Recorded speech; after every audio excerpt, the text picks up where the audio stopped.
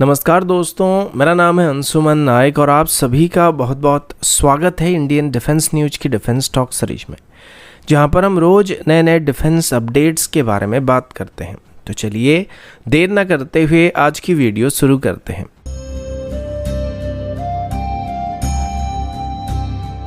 आज की पहली अपडेट सबमरीन्स को लेके है और अभी हम इंडियन नेवी की एडिशनल स्कॉर्पियन क्लास की सबमरीन डील के बारे में बात करने वाले हैं। भारत की बात करें तो भारत अपनी अंडर वाटर प्रेजेंस को और भी मजबूत बनाने के मिशन पर है और पिछले कुछ समय से इंडियन नेवी और नेवल ग्रुप के बीच कुछ जरूरी बातचीत चल रही थी, जिसमें 3 एडवांस स्कॉर्पियन क्लास की सबमरीन को खरीदने का प्लान किया जा रहा है। रियर एडमिरल रकुल कुमार सरावत, जो कि नेवल ग्रुप इंडिया के चेयरमैन और मैनेजिंग डायरेक्टर है, उन्होंने बताया कि यह नया डील इंडिया के इंडिजिनस डिफेंस कैपेबिलिटीज को और एक ऊंचाई पर ले जाएगा और सबसे बड़ी बात यह कि इस एग्रीमेंट के तहत सबमरीन्स में मिनिमम 60% इंडिजिनस सिस्टम का इस्तेमाल किया जाएगा।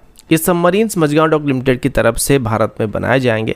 ये कॉन्ट्रैक्ट साइन होने के 5 साल के अंदर ही पहले सबमरीन को भारत को डिलीवर किया जाएगा। मतलब 2029 तक पहली सबमरीन जो होगा वो डिप्लॉयमेंट के लिए तैयार हो जाएगा। अभी के लिए इंडियन नेवी के पास कुल मिलाकर 6 स्कॉर्पियन क्लास की सबमरीन मौजूद है, जो कि अभी के लिए भारत की सबसे एडवांस सबमरीन है। और साथ ही आगे चल के नए 3 सबमरीन हमारे फ्लीट में ऐड होने से हमारी अंडर वाटर डिफेंस कैपेबिलिटी और भी बेहतर हो जाएगी और 2024 की एंड तक इंडियन नेवी और नेवल ग्रुप के बीच और मझगांव डॉक लिमिटेड के बीच भी इस डील को फाइनलाइज करने की उम्मीद किया जा रहा है। अगला अपडेट 70 mm की रॉकेट्स को लेके है, जिनको आमतौर पर ग्राउंड अटैक एयरक्राफ्ट और हेलीकॉप्टर्स में इस्तेमाल किया जाता है। मोस्टली अभी तक इन रॉकेट्स को एक्वायर करने के लिए भारत इंपोर्ट के ऊपर डिपेंडेंट था, लेकिन अभी भारत की सेल्फ रिलायंस मिशन को आगे बढ़ाते हुए अदानी डिफेंस और एरोस्पेस की तरफ से फ्रेंच जायंट थील्स के साथ हाथ मिलाया जा चुका है। इस कोलैबोरेशन के तहत 2 कटिंग एज 70 mm की रॉकेट सिस्टम को भी भारत में मैन्युफैक्चर किया जाएगा। इसमें अभी कुल मिलाकर जिन 2 अलग अलग तरह की रॉकेट को भारत में बनाया जाने वाला है, उनमें से एक का नाम FZ-275 है, जो कि एक लेजर गाइडेड रॉकेट है, और दूसरे का नाम FZ-90 है, जो कि एक अनगाइडेड रॉकेट है। अब इनमें से जो खास बात है वो FZ-275 की है। अब FZ-275 की बात करें तो एक लेजर गाइडेड रॉकेट है और ये रॉकेट सिस्टम में गेम चेंजर साबित हो सकता है, जो लॉन्ग रेंज मिसाइल्स और शॉर्ट रेंज की वेपन्स के बीच के गैप को फिल कर सकता है। इस लेजर गाइडेड रॉकेट से किसी भी अनगाइडेड रॉकेट के मुकाबले बेहतर प्रिसिशन के साथ एक्यूरेट स्ट्राइक को किया जा सकता है। खास तौर से सॉफ्ट और लाइटली आर्मर्ड टारगेट के ऊपर इसको इफेक्टिवली इस्तेमाल किया जा सकता है। इन रॉकेट्स को अभी भारत में बनाने में अदानी डिफेंस मेन भूमिका निभाने वाला है और भारत में इसकी कंप्लीट मैन्युफैक्चरिंग का जिम्मा भी अदानी डिफेंस के ऊपर ही होने वाला है। इसको भारत में बनाने से आगे चल के इंडियन आर्मी या इंडियन एयरफोर्स की अटैक हेलीकॉप्टर फ्लीट के लिए जब हमें रॉकेट्स की जरूरत पड़ेगी तो उसको हमें इंपोर्ट करने की जरूरत नहीं पड़ेगी और ये भारत में बनाए जाने वाले, जिस वजह से हमको पहले के मुकाबले काफी सस्ते भी पड़ने वाले हैं। अगला अपडेट AIP सिस्टम को लेकर, और अभी हम बात करेंगे DRDO के नए एडवांस एयर इंडिपेंडेंट प्रोपल्शन यानी कि AIP मॉड्यूल के बारे में, जो हमारी सबमरीन्स की कैपेबिलिटीज को एक नई ऊंचाई पर ले जा सकता है। भारत के defence research and development organisation यानी कि DRDO की तरफ से अभी अपने नए एडवांस AIP मॉडल के विकास के साथ अंडर वाटर वॉरफेयर टेक्नोलॉजी में बड़ी तरक्की करने लगा है। इनोवेटिव सिस्टम हमारी सबमरीन्स की एंडुरेंस और कैपेबिलिटीज को सिग्निफिकेंटली एनहांस करने वाला है। DRDO की तरफ से डेवलप किया गया, डिजाइन किया गया AIP model phosphoric acid cell का इस्तेमाल करता है, जो करीब 13.5 किलोवाट की पावर को जनरेट कर सकता है और यह आउटपुट कलवरी क्लास सबमरीन की इमीडिएट रिक्वायरमेंट को पूरा कर सकता है, जो कुल मिलाकर 15.5 किलोवाट तक की पावर को कंज्यूम करते हैं, लेकिन फिर भी ये थोड़े कम पड़ रहे हैं। और DRDO सिर्फ अभी के लिए नहीं सोच रहा है, बल्कि फ्यूचर सबमरीन क्लास जैसे कि प्रोजेक्ट 76 के लिए भी अभी से प्लानिंग किया जा रहा है। इनके लिए अभी एक बड़ा AIP मॉडल को डेवलप किया जाने वाला है, जो कि 20 किलोवाट तक की पावर को जनरेट कर सकेगा। अभी DRDO का AIP model successfully land based prototype testing से गुजर चुका है, जो रियल वर्ल्ड डिप्लॉयमेंट का रास्ता साफ कर चुका है। कलवरी क्लास की पहली सबमरीन को अगले साल ही पहली AIP मॉडल से इंटीग्रेट करना स्टार्ट किया जाएगा। इस इंटीग्रेशन के लिए सबमरीन को 10 मीटर तक एक्सटेंड करने का प्लान किया जाए, जिसमें AIP मॉडल को इंटीग्रेट किया जाएगा और इसको सबमरीन में इंटीग्रेट करने के बाद इसकी 2 साल तक टेस्ट को भी कंडक्ट किए जाएंगे। अब आने वाले प्रोजेक्ट 76 क्लास की सबमरीन सच में इंडियन नेवी के लिए गेम चेंजर साबित हो सकता है और ये नेक्स्ट जनरेशन सबमरीन लगभग 3000 टन डिस्प्लेसमेंट क्लास के सबमरीन होने वाले, जो कलवरी क्लास से लगभग 1000 टन ज्यादा होने वाले हैं और इसी वजह से इनमें ज्यादा पावर की जरूरत पड़ने वाली है। और इसके लिए प्रोजेक्ट 76 क्लास के सबमरीन में advance lithium ion battery pack का भी इस्तेमाल किया जाएगा, जो इनकी अंडर वाटर एंड्योरेंस को और भी ज्यादा बढ़ाने वाला है।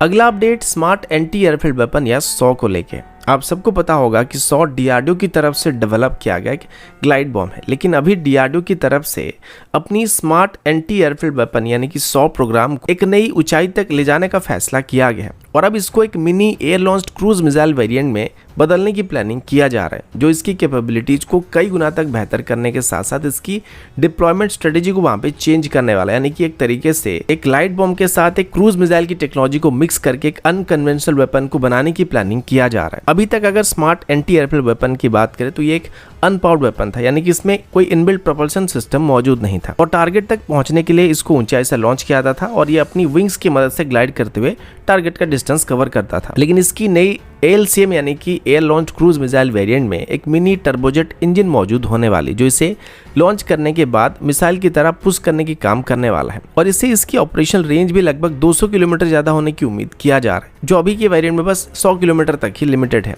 इसकी ALCM variant existing smart anti airfield weapon से थोड़ा लंबा भी होने वाला है, जिसका लेंथ 2.5 मीटर होगा, जबकि existing smart anti airfield weapon का जो लेंथ है वो 1.8 मीटर है। इस एक्स्ट्रा लेंथ में एक मिनी टर्बोजेट इंजन और एडिशनल फ्यूल को स्टोर करने के लिए जगह बनाया जाएगा, जो एक्सटेंडेड रेंज को प्रोवाइड करेगी। डीआरडीओ ने स्मार्ट एंटी एयरफील्ड वेपन की EQ वेरिएंट के साथ हाई प्रिसिशन को हासिल किया था, जिसका सर्कुलर एरर प्रोबेबिलिटी सिर्फ 3 मीटर से कम था और सेम एक्यूरेसी अभी आगे चल के इसकी air launched cruise missile variant में भी मौजूद होने वाली है। Smart anti airfield weapon programme की एक बहुत बड़ी ताकत उसका एडवांस सीकर टेक्नोलॉजी है और इसकी air launched cruise missile variant में भी existing imaging infrared Sikar terminal homing के लिए इस्तेमाल किया जाएगा, जो फाइनल स्टेज में प्रिसाइज टारगेटिंग सिस्टम को इंश्योर करेगा। इसके अलावा इसमें AI supported optical cruise system को इस्तेमाल किया जाएगा, जो कि खराब वेदर कंडीशन में भी टारगेट को रिकॉग्नाइज और एलिमिनेट करने में हमको मदद करेगा। स्मार्ट एंटी एयरफील्ड वेपन जो कि पहले एक बॉम्ब था, उसको ALCM वेरिएंट में बदलना यानी कि एक क्रूज मिसाइल वेरिएंट में बदलना इंडियन मिसाइल टेक्नोलॉजी के लिए बहुत ही सिग्निफिकेंट कदम होने वाली है। ये mini ALCM variant aerial warfare में बहुत ही प्रॉमिसिंग साबित होगा। एक्सटेंडेड रेंज, हाई प्रिसिशन और ऑल वेदर टारगेटिंग कैपेबिलिटीज के साथ ही इंडियन आर्म फोर्सेस के लिए वर्सेटाइल और कॉस्ट इफेक्टिव वेपन भी साबित होने वाला है, जो कि एक बॉम्ब के कॉस्ट में हमें क्रूज मिसाइल की कैपेबिलिटी प्रोवाइड करेगा, इफेक्टिवनेस को प्रोवाइड करेगा। अगला अपडेट भी इंडियन नेवी की तरफ से, और अभी हम इंडियन नेवी की अंडर वाटर ड्रोन के बारे में बात करने वाले हैं। इंडियन नेवी की तरफ से भी एक नई अंडर वाटर AUV को अपनी सर्विस में शामिल करने का फैसला किया जा रहा है, जिसका नाम अभी जलकपी बताया जा रहा है, जो एक next generation autonomous under water vehicle होने वाली है। और ये एम्बिशियस प्रोजेक्ट इंडियन नेवी को समुद्र की गहराई में क्रिटिकल डाटा इकट्ठा करने में मदद करने वाली है। जलकपी का मिशन एंड्योरेंस बहुत ही इंप्रेसिव है, जो कि 45 दिन तक समुद्र में रह सकता है और ये एक्सटेंडेड ऑपरेशनल कैपेबिलिटी इसमें मौजूद ऑनबोर्ड रिचार्जिंग फैसिलिटी से संभव होता है, जो डीजल जनरेटर का इस्तेमाल करके इसकी बैटरीज को रिचार्ज करते हैं और बिना सपोर्ट वेसल पर वापस आए दोबारा मिशन को कंटिन्यू करने में मदद करते हैं। जबकि वर्तमान इस स्टैंडर्ड की जितने भी AV मौजूद है, उनकी एक बार बैटरी डिस्चार्ज होने के बाद उनको पहले पेरेंट वेसल में लाना पड़ता है और दोबारा रिचार्ज करके डिप्लॉय करना पड़ता है, लेकिन इसके साथ ऐसा नहीं होने वाला है। यानी कि एक तरीके से ये डीजल इलेक्ट्रिक सबमरीन की तरह काम करता है, लेकिन ये सबमरीन से साइज में थोड़ा छोटा है। इसका प्रिलिमिनरी डिजाइन इंडियन नेवी की डायरेक्टरेट ऑफ नेवल डिजाइन यानी कि DND की तरफ से किया गया था और ये डिजाइन क्विकली तैयार करने के लिए बनाया गया, जिस वजह से इसकी पेलोड, सेंसर, बैटरीज और दूसरी एसोसिएटेड सिस्टम्स के लिए commercially available of the self component का उपयोग करने का फैसला किया गया है, जिससे इसको बहुत ही जल्दी बनाया जा सकेगा। यह अप्रोच डेवलपमेंट को स्ट्रीमलाइन करेगा और पोटेंशियली कॉस्ट को वहां पे रिड्यूस करेगा। जलकपी को एक कॉम्प्रिहेंसिव सेंसर पैकेज से लेस किया जाएगा, जिसमें इलेक्ट्रो ऑप्टिकल इंफ्रारेड सिस्टम मौजूद रहेंगे या कैमरा मौजूद रहेंगे, जो कि हाई रेजोल्यूशन विजुअल डाटा को कैप्चर करेंगी। मल्टी बीम इको साउंडर मौजूद रहेगा, जो डिटेल में सी बेड को मैप करने में हमको मदद करेगा। कंडक्टिविटी, टेम्परेचर और डेप्थ सेंसर वहां पे मौजूद रहेंगे, जो ओशनोग्राफी डाटा को कलेक्ट करने में हमको मदद करेंगे। इसमें इलेक्ट्रॉनिक सपोर्ट मेजर पेलोड भी मौजूद रहेंगे, जो कि इलेक्ट्रॉनिक सिग्नल्स को डिटेक्ट कर सकेंगे। और पैसिव बोर फ्लैंक्ड सोनार भी इसमें मौजूद रहेंगे, जो कि ऑब्स्टेकल डिटेक्शन में और अंडर वाटर नेविगेशन में इसमें मदद करेंगे। जलकपी AUV की डिटेल डिजाइन, फैब्रिकेशन, इंटीग्रेशन और टेस्टिंग एक इंडस्ट्री पार्टनर स्पेशली एक MSME कंपनी के द्वारा अंडरटेक किया जाएगा। ये कोलैबोरेशन नेवी के लिए एक गेम चेंजर साबित हो सकता है, क्योंकि वास्ट एरिया के ऊपर लॉन्ग ड्यूरेशन तक comprehensive under water survey conduct करने में सहायक होगा। इसीलिए ये डाटा डिफेंस के अलावा रिसोर्सेस एक्सप्लोरेशन और ओशनोग्राफिक रिसर्च जैसे टास्क के लिए भी काफी इफेक्टिव साबित होगा।